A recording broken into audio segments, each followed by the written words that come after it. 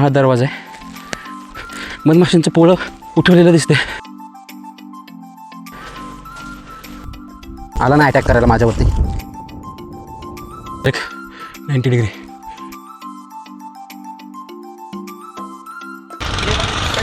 राजगड, गडांचा राजा आणि राजांचा गड. महाराजांचं सर्वात जास्त वास्तव्य आणि सहवास लाभलेला हा किल्ला. 12 कोसांचा घेर, 3 बुलंद माचा आणि त्याच्या मधोमध बाले किल्ला. अगोदर मुरुम देवाचा डोंगर म्हणून हा किल्ला ओळखला जायचा. महाराजांनी तोरणा किल्ला जिंकल्यानंतर लगेचच हा किल्ला घेतला असावा. पाली दरवाजाने वरती आल्यानंतर एक 200 मीटर पुढे आलो की एक भरभक्कम बांधणीचे प्रवेशद्वार दिसते. इकडे एक छोटासा दरवाजा आहे. इथून जाऊन बघूयात काय आहे.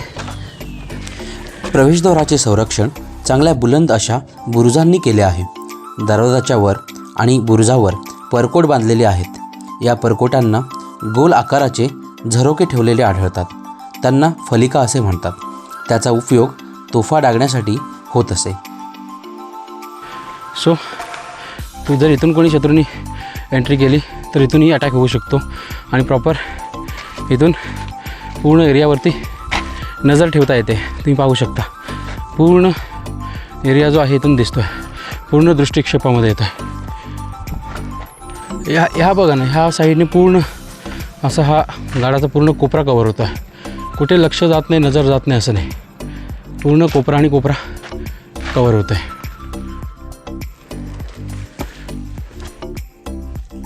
स्वराज्याची पहिली राजधानी असलेला हा किल्ला पुणे जिल्ह्यामध्ये वेल्हे तालुक्यात आहे. साकी मुस्तैद खान त्याच्या मसीरे आलमगिरे नावाच्या ग्रंथात म्हणतो, राजगड हा अतिशय उंच. त्याची उंची पाहता सर्व किल्ल्यात तो श्रेष्ठ होय असे म्हणता येईल. त्याचा घेर 12 कोसांचा आहे. त्याच्या मजबूतीची तर कल्पनाही करवत नव्हती. डोंगराच्या दराखोऱ्यातून, घनघोर अरण्यातून वाऱ्याशिवाय दुसरे काहीच फिरकू शकत नाही. येथे पावसालाच फक्त वाट मिळू शकते. इतर कोणीही त्यातून जाऊ शकत नाही.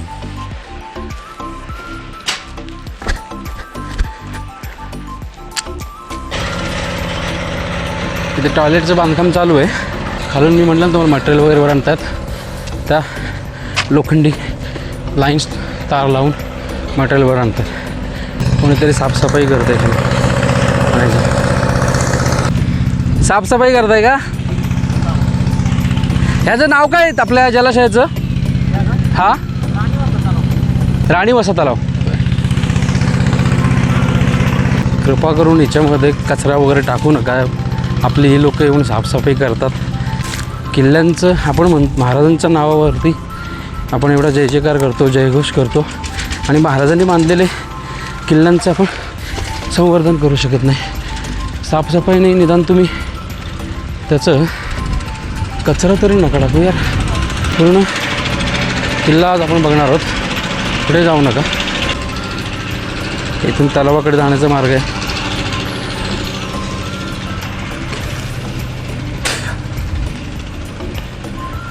वरती बाले किल्ला आहे. राणी वसा तलावापासून पुढे आल्यानंतर उजव्या बाजूस आपल्यास अंबरखाना अथवा दारूखाना याची जागा पाहावयास मिळते. तसंच पुढे डाव्या बाजूस चालत राहिलो की आपल्याला राजवाड्याचे अवशेषही पाहावयास मिळतात. इकडे जर आपण बघितलं राजवाड्याचेच अवशेष येते. इथून खाली जाऊयात आपण. खाली एक मंदिर दिसतंय. जय नमस्कार, जय शिवराय.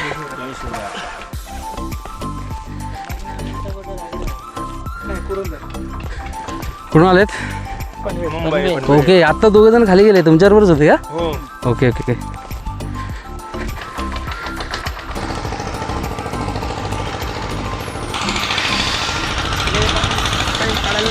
पाणी प्यायचे का? हाय माझ्याकडे. हॉटेल बरोबर नाही आणली. मोठी आणली होती. अजून कुठे आहेत मग 3 जण? 5 जण 4 जण खाली आहे. मी वर आलो. पद्मावती देवी मंदिर. राजगडाचं डागडुजी बांधकाम पूर्ण झाल्यानंतर महाराजांनीच पद्मावती देवी मंदिर बांधून घेतलं असं म्हटलं जातं. दर्शन घेऊन जावं. जय भवानी.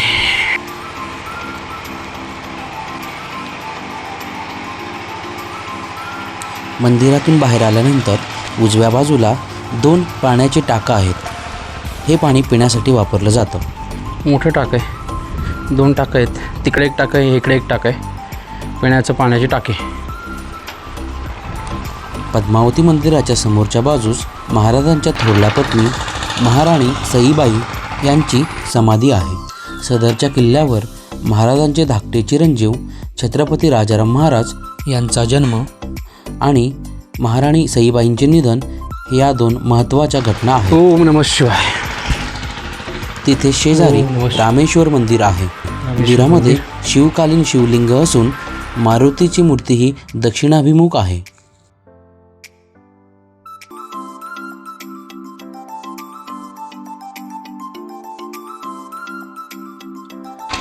हा सर्व परिसर पद्मावती माची आहे. तुम्ही बघू शकता अवशेष. हे सगळे अगोदरचे घरांचे वाड्यांचे अवशेष आहेत. सो तुम्ही विचार करू शकता त्यावेळी किल्ल्यावरती किती वस्ती असेल, किती लोकवस्ती असेल. पद्मावती माची हे केवळ लष्करी ठिकाण नसून निवासाचे ठिकाणही होते. येथे बांधकामाचे अनेक अवशेष सापडतात. सरळ खाली चालत गेल्यानंतर पद्मावती तलाव आहे. पद्मावती तलाव हा सुबक बांधणीचा आणि विस्तीर्ण असा तलाव आहे. सध्या येथील पाणी पिण्यासाठी वापरले जाते. ही घोड्याची पागा होती असं इथे लिहिलं आहे. घोड्याची पागा इथेच असेल शेजारी वगैरे. पण आता हा जो तलाव आहे तोही तेव्हा मग त्यांच्यासाठी यूज केला जात असं म्हणजे पिण्याचे पाणी आहे सध्या. चांगली गोष्ट आहे. गडावरती पाण्याचा साठा मुबलक आहे, एकदम भरपूर आहे. आज किल्ल्याभोवती प्लास्टिक आहे, उद्या प्लास्टिक भोवती किल्ला असेल. शिवराय प्रतिष्ठान, जागोजागी शिवराय प्रतिष्ठाननी चांगले बोर्ड लावून ठेवलेत. हा दरवाजा चोर दरवाजा आहे. तुम्ही बघू शकता काही लोक या साईडने वरती येत आहेत. तुम्ही बघितलेत तर खालना दिसत आहेत मला. सो हा तो चोर दरवाजा आहे. त्या काळी चोर दरवाजाचा उपयोग अत्यंत तातडीचा संदेश किंवा काही खास लोकांसाठी गुप्तरित्या करण्यात येत असावा. आपण जर चोर दरवाजातून खाली बघितले तर अत्यंत खोल दरी व घनदाट असं जंगल दिसतं. सध्याही या वाटेचा उपयोग पर्यटकांकडून करण्यात येतो आणि बरेचसे पर्यटक या वाटेने चोर दरवाजा मार्गे किल्ल्यावरती येत राहतात. इकडे चोर दरवाजा होता. सो तिकडून आपण आत्ता परत बाले किल्ल्याकडे जाऊया. हे काम करतात तर मधमाशांचं पोळं उठवलेलं दिसते.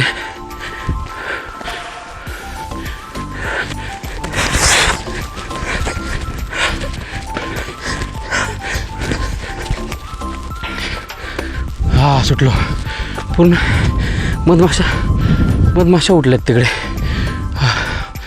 परत यावं लागलं. सो मला आता बसायला लागते.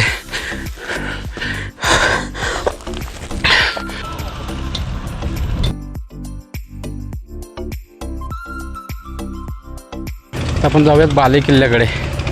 बाले किल्ल्याची वाट अगदीच अवघड असणार आहे, कारण राजगडावर जायचं म्हटलं तर बाले किल्लाच ह्याचा मजबूत आहे. बाले किल्ल्याकडे जाताना ही अरुंदशी वाट आहे. केवढा आहे बघा. यायचा अंगावर. त्यांची खोड काढण्यात काय अर्थ नाही. भरपूर आहे तिथे. हे बघा कळपं चाललेलं दिसतंय. वाट एकदम सरळ आहे वरती. ते चढून जायचं आहे. दुर्गराज राजगड महाराजांच्या महत्त्वाकांक्षेची उंची दाखवते, तर किल्ले रायगड हा महाराजांच्या कर्तृत्वाचा विस्तार दाखवतो. राजगडाच्या मध्यवर्ती ठिकाणी उंच डोंगर तासून तयार केलेला हा बालेकिल्ला म्हणजे पृथ्वीने स्वर्गावर केलेली जणू स्वारीच होय. 90 डिग्री. मोबाईल ठेवतो बॅगमध्ये. राजगड हा दुर्गम असून त्याचा बालेकिल्ला बराच मोठा आहे. राजगडाकडे कोणत्याही बाजूने येताना एखादी टेकडी किंवा नदी ओलांडावीच लागते. म्हणूनच राजकीय केंद्र म्हणून महाराजांनी राजगडाची निवड केली. एकदम अवघड किल्ला आहे. तोरणा किल्ल्यापेक्षा पण अवघड आहे. मी आलो होतो याच्या अगोदर तोरणावरती, पण बाले किल्ल्यावरती येण्यासाठी जी किल्ल्याची रस्ता आहे हा नॉर्मली जर सवय नसेल कुणाला म्हाताऱ्या लोकांनी तर येण्यासारखंच नाही. हा आपला बालेकिल्लाचा महादरवाजा आहे. बालेकिल्ल्याच्या प्रवेशद्वाराची उंची 6 मीटर असून त्यावर कमळ, स्वस्तिक ही शुभचिन्हे कोरलेली आहेत. राजगडाचा सर्वात उंच भाग म्हणजे बालेकिल्ला. या बालेकिल्ल्याकडे जाणारा रस्ता अत्यंत कठीण आणि अरुंद आहे. शिवाजी महाराजांनी याच गडावर त्यांची स्वतःची देवनागरी लिपीतली नाणी देखील पाडली. मावळ आणि पलीकडे कोकणावर नियंत्रण ठेवायला राजगडाची ही जागा अगदी मोक्याची होती. त्यामुळेच पुरंदरच्या तहात 23 किल्ले देऊन तेव्हासुद्धा जे 12 किल्ले महाराजांनी स्वतःकडे ठेवले त्यामध्ये राजगड आणि तोरणा हे देखील समाविष्ट होते.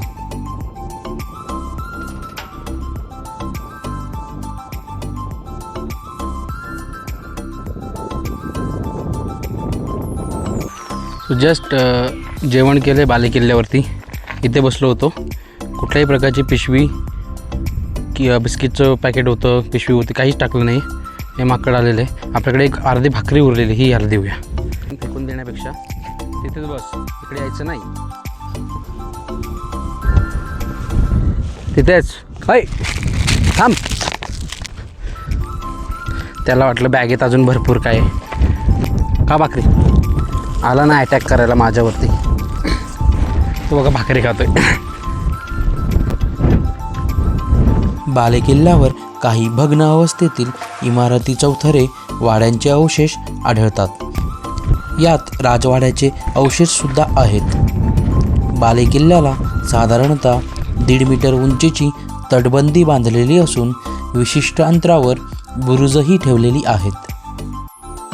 बालेकिल्ल्याकडून मागच्या बाजूस आपल्याला संजीवनी माची निदर्शनास येते. ह्या संजीवनी माचीची एकूण लांबी 2.5 किलोमीटर आहे. संजीवनी माची 3 टप्प्यांमध्ये बांधलेली आहे. या माचीला एकूण 19 बुरुज आहेत. बालेकिल्ला फिरून आलेलो होतो आपण इकडून आणि आता खाली उतरूयात. बालेकिल्ल्यावरून खाली उतरूयात आणि जाऊ सुवेळा माचीकडे. बालेकिल्ल्यावरती चंद्रतळ्याच्या बाजूला उत्तर बुरुज लागते. उत्तर बुरुजावरून संपूर्ण राजगडाचा घेरा आपल्या लक्षात येतो. उत्तर बुरुजाच्या खालून एक पायवाट बालेकिल्ल्यावर येते. आता मात्र ही पायवाट शिलाखंड टाकून बंद केलेली आहे. या गुहेमध्ये पण एक गुहा आहे. हे ब्रह्मेश्वर मंदिर आहे. उत्तर बुरुजाच्या बाजूला ब्रह्मर्षी ऋषींचे मंदिर आहे. सातवाहन पूर्व म्हणजे साधारण 2000 वर्षापूर्वीपासून हा डोंगर प्रसिद्ध आहे. एका ब्रह्मर्षी ऋषींचे येथे असणारे वास्तव्य व याच ब्रह्मर्षी ऋषींच्या नावावरून डोंगर फार पुरातन काळापासून ज्ञात असावा.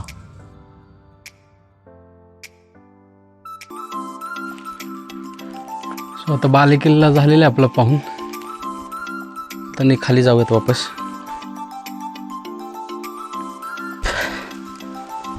इकडे संजीवनी माची आहे. बालेकिल्ल्यावरून आत्ता आपण उतरलो. बालेकिल्ला उतरल्यानंतर उजव्या बाजूस आपण जर चालत राहिलो तर आपण सुवेळा माचीकडे पोहोचतो. तो बालेकिल्ला आहे. ॲक्च्युली खरं सांगतो, बालेकिल्ल्याला वरतून मेन दरवाजा जो आहे तो मला खरंच तेवढा इझिली नाही भेटला. खूप शोधावं लागलं. भयंकर जबरदस्त स्ट्रक्चर आहे. मला आत्ता ह्या गडावरती आल्यानंतर कळतं आहे ह्या गडाला गडांचा राजा का म्हणतात. भयंकर चढाई आहे या किल्ल्यावरती येण्यासाठी आणि विस्तृत आणि अजस्त्र असं ह्याचं हे भयंकर पसरलेला आहे हा किल्ला. मी खरंच इम्प्रेस झालो हा किल्ला बघून. राजगड, गडांचा राजा आणि राजांचा गड, एक नंबर. जय शिवराय. चला सुवेळा माची बघूयात आणि मग जाऊ आपण पाली दरवाजाकडे. चोर वाट्याने जाऊ पाली दरवाजाकडे आणि तिथून घरी. बुरुजावरती नाही जायचं, मी खालूनच जातो. इकडे सुवेळा माची आहे आणि इकडे जर तुम्ही बघितलं तर हा काळेश्वरी बुरुज आहे आणि तो तिकडे बालेकिल्ला. सुवेळा माचीकडे जाताना हा चिलखती बुरुज लागतो. हा बुरुज सुस्थितीत आहे. ओव्हरऑल स्ट्रक्चर बघता खूप छान दिसते. बांधकाम जुनं असूनसुद्धा एकदम अशी अगदी ताजंतवानं वाटते. हे चिलखती बुरुज आहे.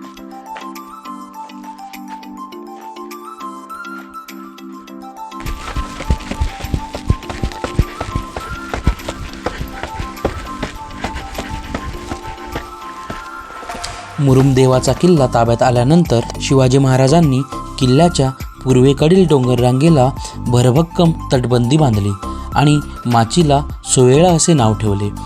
पूर्वेकडे ही माची असल्यामुळे या माचीचे नाव सुवेळा असे ठेवले. ही संजीवनी एवढी लांब नाही, पूर्वेकडेही चिंचोळी होत जाते. सो हा चिलखती बुरुज होता आणि ही वाट जाते सुवेळा माचीकडे.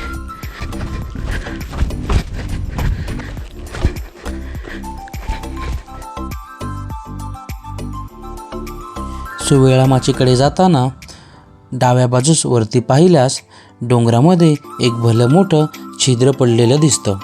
याला नेड किंवा हत्तीप्रस्तर असे म्हणतात. हवेच्या अतिदाबामुळे असे छिद्र तयार होते. राजगडावरील काही महत्त्वपूर्ण निवडक घटना, यापैकी महाराणी सईबाई यांचं निधन, तसेच फेब्रुवारी 1670 रोजी राजगडावर राजाराम महाराजांचा जन्म झाला. शिवाजी महाराज आग्र्यावरून निसटून निवडक लोकांनिशी 12 सप्टेंबर 1666ला राजगडला सुखरूप पोचले. सिंहगड घेण्यासाठी शिवाजी महाराजांनी सुभेदार तानाजी मालुसरे यांस राजगडावरूनच 1670मध्ये पाठविले. त्यानंतर राजधानी राजगडवरून रायगडास हलवली. असा हा महाराजांचं सर्वाधिक वास्तव्य लाभलेला महत्त्वपूर्ण अभेद्य असा दुर्गराज राजगड.